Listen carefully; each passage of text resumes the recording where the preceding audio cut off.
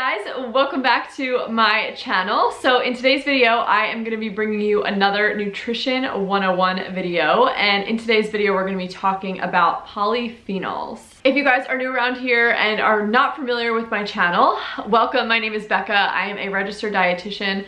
I make lots of videos here about nutrition and wellness, intuitive eating, as well as some lifestyle and motherhood as well. It's been a little while since I've done a Nutrition 101 video. I have an entire series covering just really basic nutrition topics that I think any person who eats food, which is everyone, should know and understand and be able to apply to their own health and their own lives. And I just really think that the more we can be knowledgeable and understand food and how it can nourish us on a biological level and just our biology in general, I think it just makes it so much easier to get excited about taking care of yourself and, you know, eating well, but also in a balanced way. And I'm really passionate about sharing just the basics when it comes to nutrition. So like I said, today's video is going to be all about polyphenols. So just diving right in, polyphenols are basically phytochemicals. They're essentially a chemical compound that has a bunch of, or at least multiple phenol units on it, which is how we get poly, meaning multiple,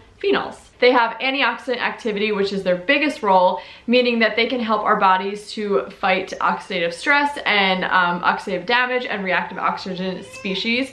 If you don't know what any of that means, no worries. I have an entire video on antioxidants where I talk in depth about how they can neutralize free radicals, which brings down oxidative stress, and how they attack reactive oxygen species. So definitely go check out that video and then come back to this. But moving right along, there are thousands of polyphenols and they are found in food, real food. So fruits and vegetables, chocolate, like dark chocolate, tea and coffee, all of these things, some nuts and seeds as well, all of these things contain polyphenols, which are really powerful, awesome compounds. So there are actually 4 different classes of polyphenols. So the first one is flavonoids, which are really rich, especially in fruits and vegetables. Next are lignans, and these are found mainly in nuts and seeds. Flax seeds is like a really rich source of lignans. Phenolic acids are another one, which are rich in fruits and vegetables, but especially olives. So olive oil, like extra virgin olive oil or just olives themselves, are very rich in these specific polyphenols. And then the last class are still beans,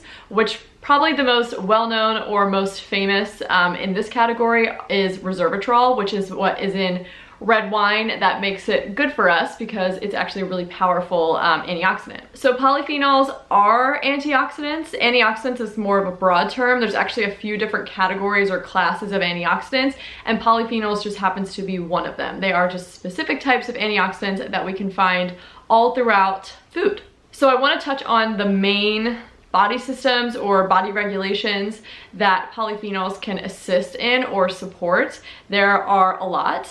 They are pretty amazing and they can do a lot for the body. So I'm just going to start going through one by one. Okay, so first is our immune system. Polyphenols can actually play a huge role in our immunity, specifically in our gut. So when we consume foods that have polyphenols, those polyphenols end up going down, obviously into our intestines. Most will pass through the small intestines, some will get absorbed, and a lot will end up in the large intestine.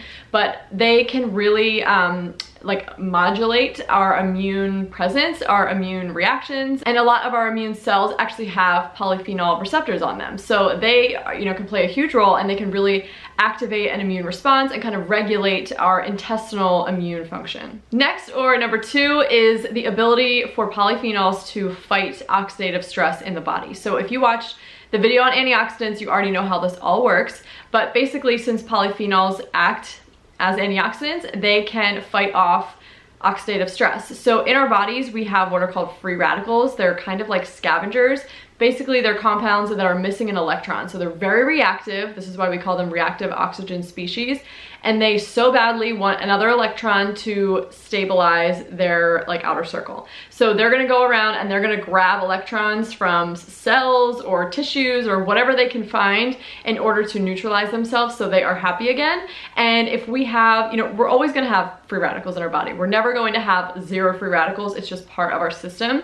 However, if we're not taking in enough antioxidants to neutralize off a lot of these free radicals, we're going to end up with higher levels of oxidative stress, more than our body is really built to withstand, and high levels of sustained oxidative stress from all of these reactive oxygen species or free radicals, it can really do a lot of damage to our cells. They're not going to work as well, and you know, as this continues over time, it really can cause like almost any disease. So we really want to keep our oxidative stress levels to a minimum as much as possible. And I'm not talking about stress that we feel when we have like a deadline or a lot on our plate or like emotional stress. I'm talking more physiological stress, and we want to try and keep that to a minimum.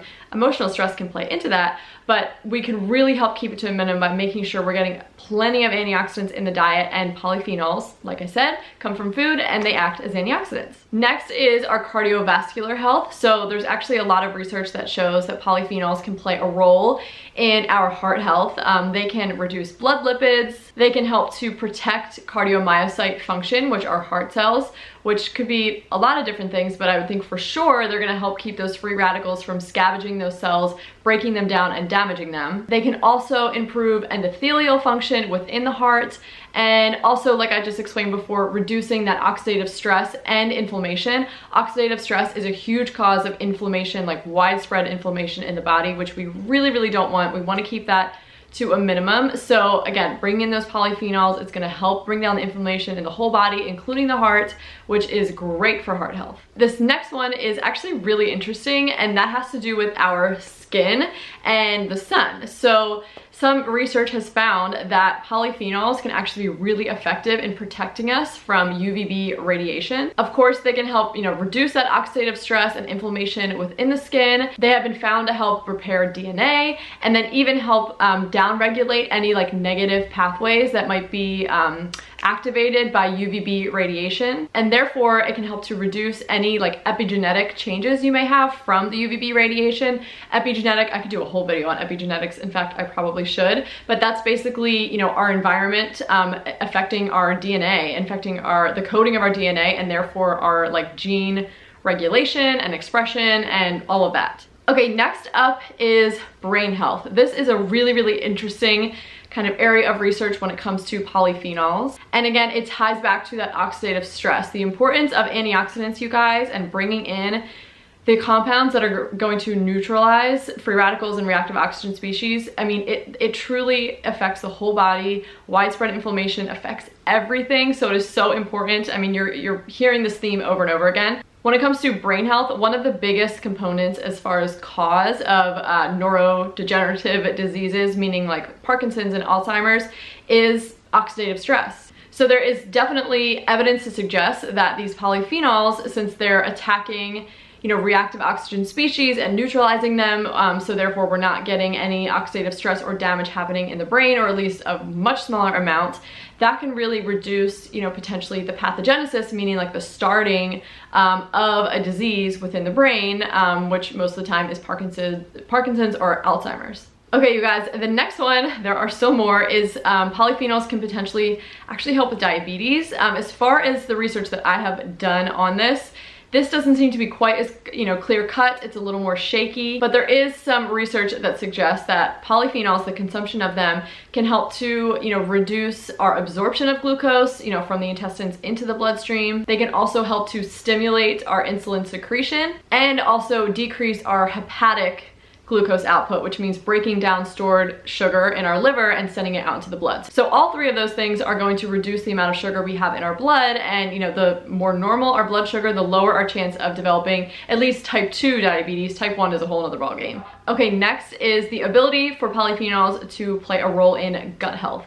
So again, I've done an entire video on gut health. I've also done a whole video on probiotics in this series as well. I would definitely go check that out, you guys. The gut is so important to our overall health within the body. More and more research is coming out that the gut is kind of king when it comes to being healthy and disease-free. Of course, it's not everything, but the healthier our gut is, the better shape our microbiome is, meaning all of the bacteria, the good bacteria that's in our gut. The more, you know, diverse it is, the more it's flourishing down there, the better our overall health is going to be, both physical and mental. So like I kind of mentioned earlier in this video, polyphenols, you know, we consume them through food. They go down into our intestines, and most of them pass through the small intestine onto the large intestine. Some will get absorbed into the body, but all of those polyphenols that don't get absorbed still play a major role, because when they end up down in our large intestine, which is where the majority of, you know, our microbiome is. So when those polyphenols end up down into our large intestine, they basically act as like a meal for all of our good bacteria down there to nourish them and help them to flourish, which in turn helps our whole microbiome out, which then in turn helps the health of our whole body out. So those are some of the main areas of the body that polyphenols from the diet can play a role in. So they're pretty amazing. I mean, it seems like there's not much they can't do. Again, it all comes back to that antioxidant power, that antioxidant activity that's really gonna help lower oxidative stress. But then in addition, there's a lot of other things, you know, that research is starting to find that these polyphenols can do as well to improve the health of the body and all different kinds of systems. Now, let's talk about where you can get these polyphenols. So you may be listening to this and taking it in and thinking, oh my gosh, I need these polyphenols. I'm so motivated to up my polyphenol intake. Let me go find a supplement. But you guys, hear me when I say this, eating real food is the best way to get your polyphenols in your diet. A supplement may sound like a good idea so that you can just get a bunch in at once and, you know, call it a day, but that's not really how supplements work. Supplements are supplements, meaning that they can help provide nutrition, but they should never be used as something to take place of eating real food. And that goes for any supplement. I'm not against supplements. Supplements are amazing, and you know, they are very individual based on the person and what you need. But when I am talking about getting polyphenols in your diet, that means, you guys, you want to be eating some real foods, especially fruits and vegetables.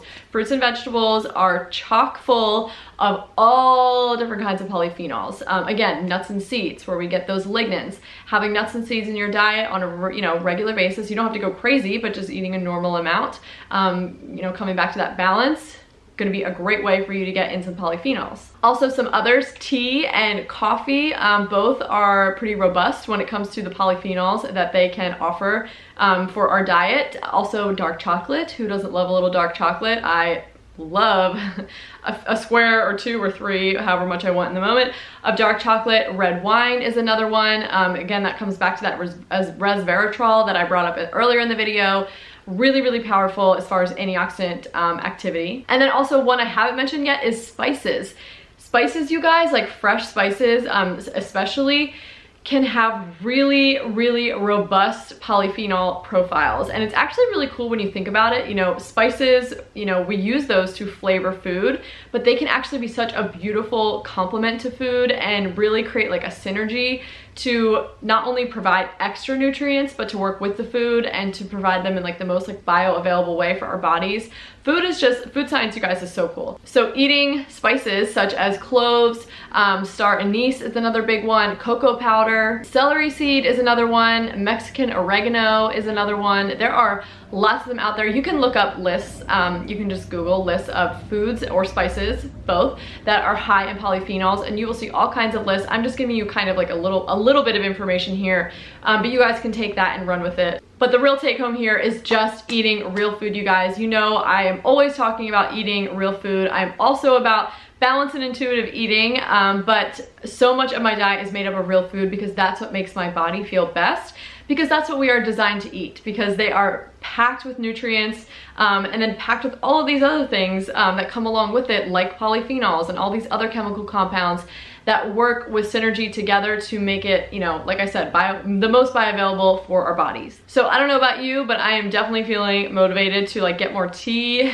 drink more tea. I eat a lot of fruits and vegetables. I love me some dark chocolate. Don't really drink red wine. However, if I have wine, I usually like to go for red. But anyway, I just find this so interesting. This is what makes me so passionate about nutrition. The science behind it is just so cool, and how it can just work along with our bodies. It's just pretty amazing. So I hope you guys found this video helpful. I hope so much that you learned something new from it that you can take away. And I hope that you will check out the other videos in my Nutrition 101 series if you haven't already. It really is a great set of basic videos that will set you up with some really just like robust basic nutrition knowledge. But that is it for this video. Thanks again for watching. Make sure to subscribe to my channel if you haven't already. Would love for you to also follow me on Instagram. But that is it, guys.